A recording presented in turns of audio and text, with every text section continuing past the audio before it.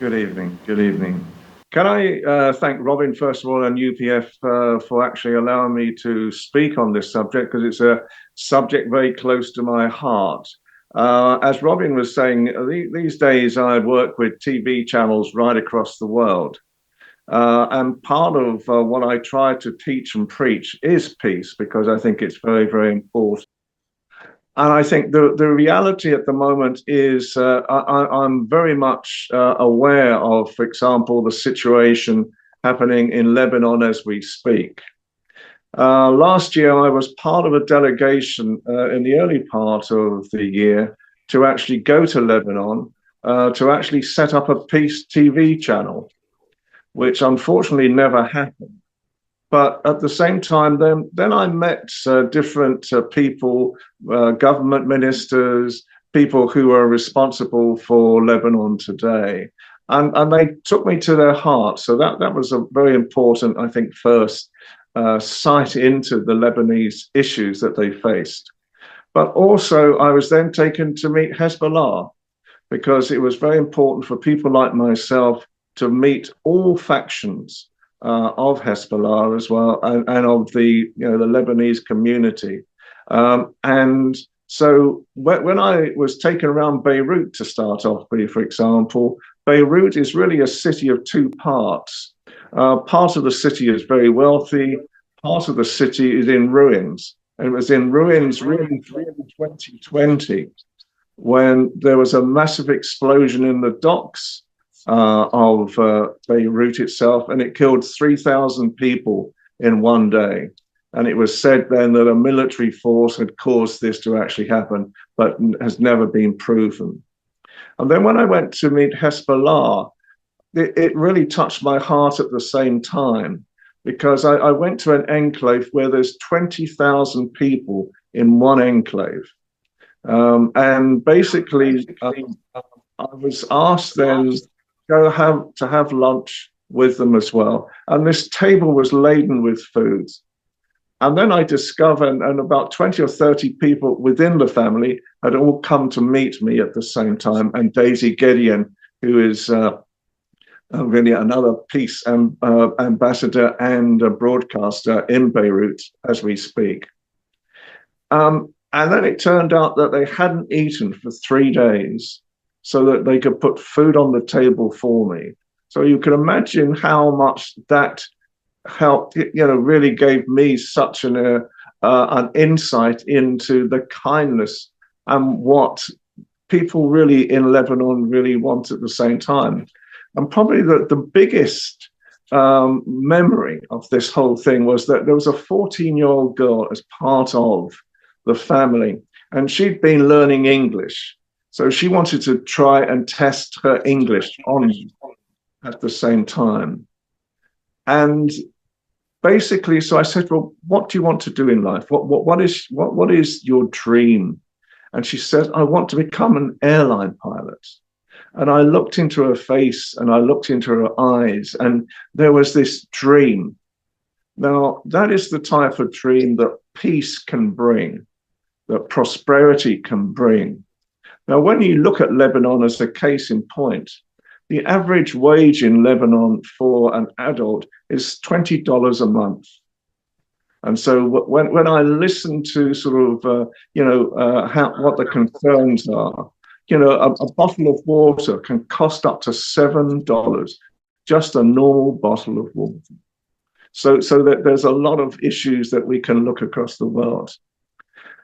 And another thing that I think is very important these days, I'm a big feminist as well. As ladies, hopefully in the audience will understand. I think if we had more women in power, I think the world would be a more peaceful place anyway. But that's perhaps my sort of take on the subject. And I think it's very, very important nowadays that when I'm reporting, and I work, as I say, with major channels right across the world. One is a Sky channel that has a 1 billion audience across the world. I work in America quite a bit, and I work in places like India, Africa, and so forth as well. I think it's very, very important for us always constantly to remember messaging is very, very important as well. In other words, trying to find a way forward that brings people together. I talk a lot, obviously, because of my royal family broadcast connections. I talk about the royal family at the same time, and how I want to try and bring peace to them as well. So peace is a very, very important part of my life, but in reality, it's a very, very important part of the world at the same time, and how we bring peace to this world. Now, with UPF on board, obviously, then there's tremendous, huge amounts of opportunities to actually talk about this and bring peace at the same time. I think peace and prosperity is really what this world needs. And sometimes I castigate politicians when they start really sort of fighting against each other or fighting one party against another. In my world at the moment, I think all people want in this world is to have a level playing field, opportunities, and peace at the same time. And so how I work in that way is that I try to help as many communities as I can on my TV shows. I try to look at different aspects of how to see their lives and how to make them feel visible. I think one of the biggest problems that we face at the moment in Britain with young people especially, and we see today again about all these terrible knives that they sort of carry around with them right now. And I think when I talk to young people and I meet them at UPF as well, some of the events at the same time, I think it's very important to actually realize and recognize that they need to have more visibility. Because when I and I was saying this a little while ago at UPF, a lot of them said we just are invisible, and they actually were surprised that I actually came to the event to meet them. And I think it's very important, when we want to create a peaceful world, a peaceful future, they are our future. And to give them the type of help and support that is necessary to actually make them feel that they have a future as well is important at the same time. So I think, when we look at peace, it's how do you explain peace to people that seem to be constantly with fear? And again, I go back to Lebanon at the moment. And my colleague, I contacted her the other day just to make sure she was still alive, and she's one of these outstanding journalists who fights and to tell the truth at the same time. And when I listen to what she's saying right now, that you can almost see the fear for her as well as messaging that she is sending to me, just to sort of say, please try and do what you can to actually talk about what is going on at the moment in that area. And when I look at, as I say, all these conflicts around the world at the moment, I look at Russia, for example. Now, I worked quite a bit in Russia during Perestroika. And when I met the Russian people, they were wonderful people. They were absolutely, they would give you anything that they could. That was the nature of the people.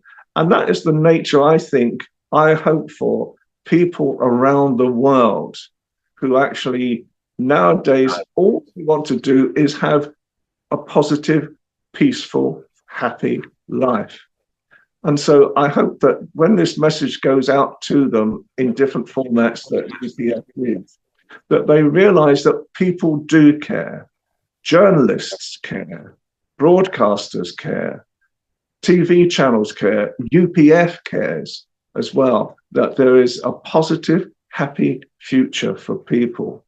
And I really wish everybody peace in my life. I'm very lucky. Total peaceful life these days. I'm 73 years old. I still enjoy working every single day that I can in television, talking about these issues. And I hope that talking about sort of something like this just might touch a nerve at the moment on how on earth can we create peace in this world.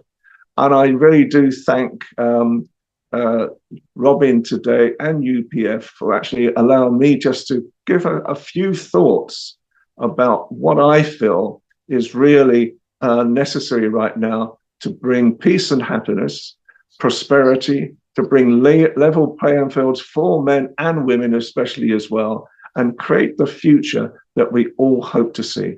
Thank you for listening.